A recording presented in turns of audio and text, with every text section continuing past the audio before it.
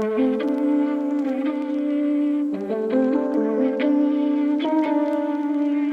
Good morning guys, કેમ છો? બધા મજામાં જશો? જય અંબે, જય દ્વારકાધીશ બધાને.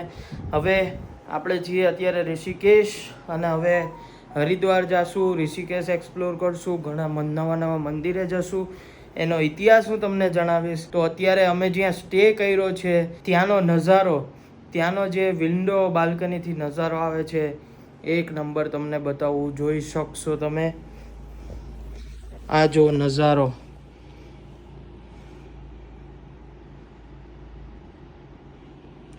આ રીતના રૂમ છે આખો.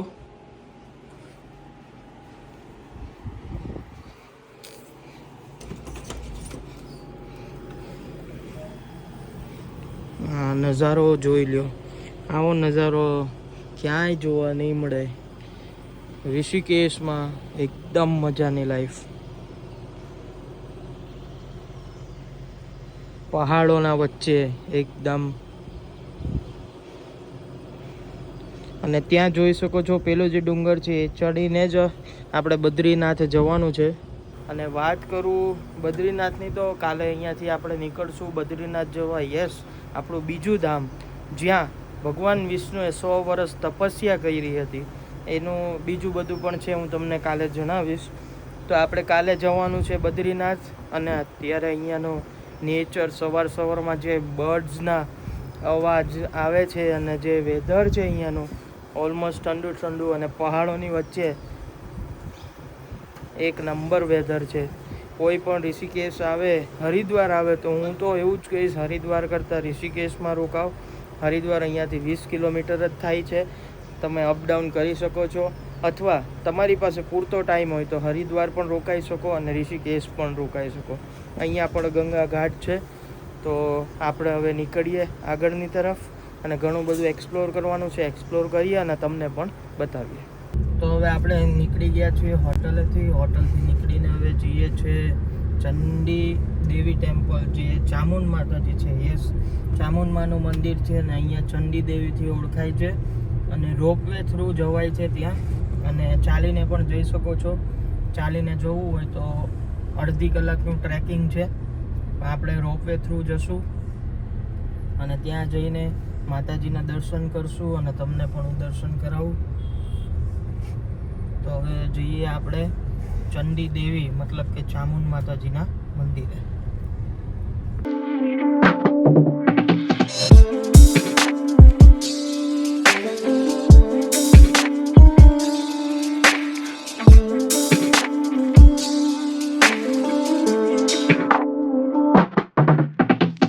ઋષિકેશથી પાછા હરિદ્વાર સાઈડ જઈએ છે.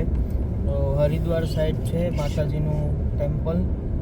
તો હરિદ્વાર સાઈડ જઈએ છીએ ને પાછો આપણે ઘાટ છે એ ઉતરીને નીકળીએ છીએ.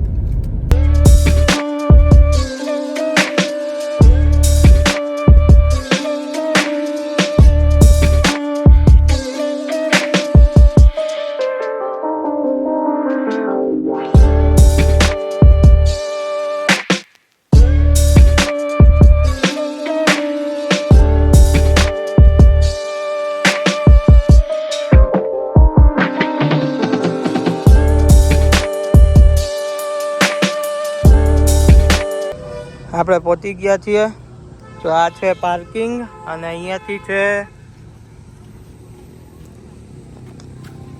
છે રોપવેની એન્ટ્રી.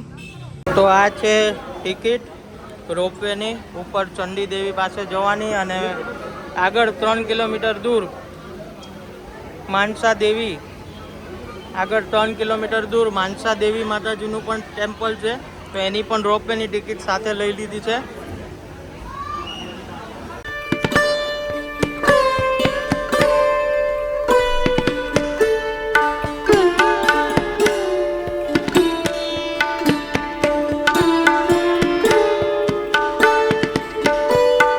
તો રોપવેથી ઉપર આવી ગયા. આ રીતના માર્કેટ છે અહીંયા. માર્કેટથી અહીંયા આગળ જ મંદિર છે. તો હમણાં સોડા પીએ છે, સોડા પી અને પછી મંદિર તરફ જઈએ.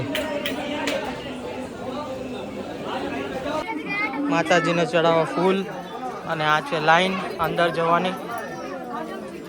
અને એકદમ પહાડ ઉપર છીએ.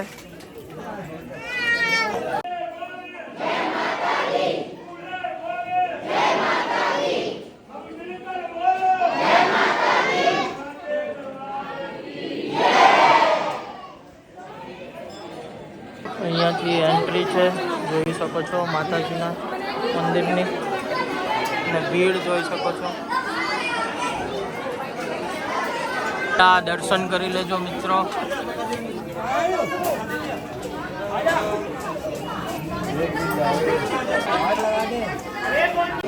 આરતી લઈ લેજો બધા માતાજીની. અહીંયાથી દર્શન કરીને પાછા ઉડન ખતોલા બાજુ જાઓ એટલે લેફ્ટ સાઈડ હનુમાનજીની માતાજી હતા, અંજની દેવી, એમનું પણ મંદિર છે. તો કોઈ આવે તો મસ્ટ વિઝિટ કરજો. અમારે થોડુંક લેટ થઈ ગયું છે એટલે પાછા હરિદ્વાર જઈએ છીએ. હરિદ્વાર દર્શન કરવાના બાકી છે, તમને કરાવવાના બાકી છે, તો જઈએ હરિદ્વાર તરફ. તો પાછા ઉતરી જાય છે નીચે. હવે નીચે જઈએ છે અને વ્યૂ જોઈ લો, કેટલો મસ્ત વ્યૂ છે અહીંયાનો. હવે નીકળશું અમે હરિદ્વાર તરફ.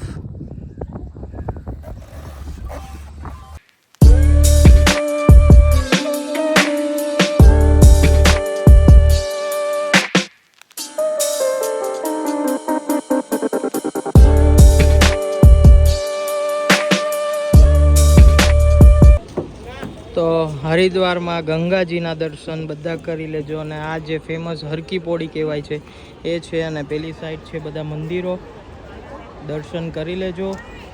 અને ગંગા આરતીનો પણ હું તમને લાભ આપીશ, અહીંયા નહીં પણ ઋષિકેશનો. તો બધા ગંગાજીના દર્શન કરી લેજો.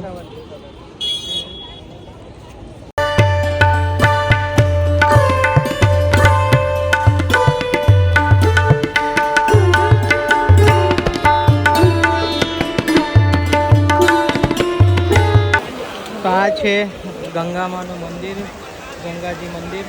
અને અહીંયા તમે જોઈ શકો છો કેટલું માણસ ગંગા નાહવા આવે છે, એમનું પાપ ધોવા આવે છે, જોઈ શકો છો. અને નાના નાના મંદિરો તમે જોઈ શકો છો, મંદિર બનેલા છે. અને ગંગાની જે આરતી હરિદ્વારમાં જે ગંગા આરતી કહે છે એ આ જગ્યાએ જ ગંગા આરતી થાય છે.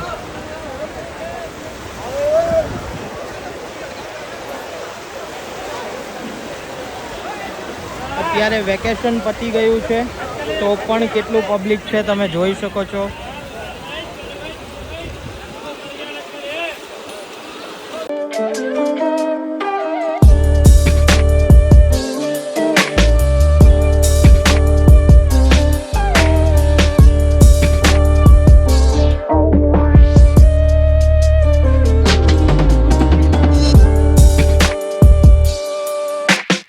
તમારે માર્કેટમાંથી આ રીતના શોપિંગ કરવી હોય, ખાવાનું ખાવું હોય, આ બધું જ અવેલેબલ છે.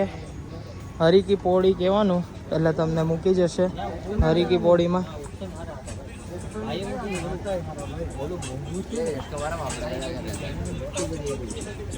આ નીકળી ગયા હરિદ્વારથી, હવે જઈએ છે ઋષિકેશ તરફ. અને વાત કરીએ તો પાર્કિંગની, અહીંયા હરિદ્વારમાં આ રીતના કાર્ડ આપે છે ગાડીનું પાર્કિંગ માટે. અને શું ચાર્જીસ થાય છે એ તમને હું જણાવું. અને કાર્ડ આમાં લખેલું છે, અગર જો કાર્ડ ખોવાઈ જાય તો 200 રૂપિયા ચાર્જ લાગે છે. અને એમનેમ પાર્કિંગનો શું ચાર્જ છે હું તમને જણાવું. તો ગાઈઝ આપણે આવી ગયા છે ઋષિકેશ ગંગા ઘાટે. અને જોઈ શકો છો ત્યાં આરતી ચાલુ છે. અને હવે આપણે પણ આરતીનો લાભ લેશું, તમને બતાવો આરતી. અને એક ડૂબકી મારશું ગંગાજીમાં.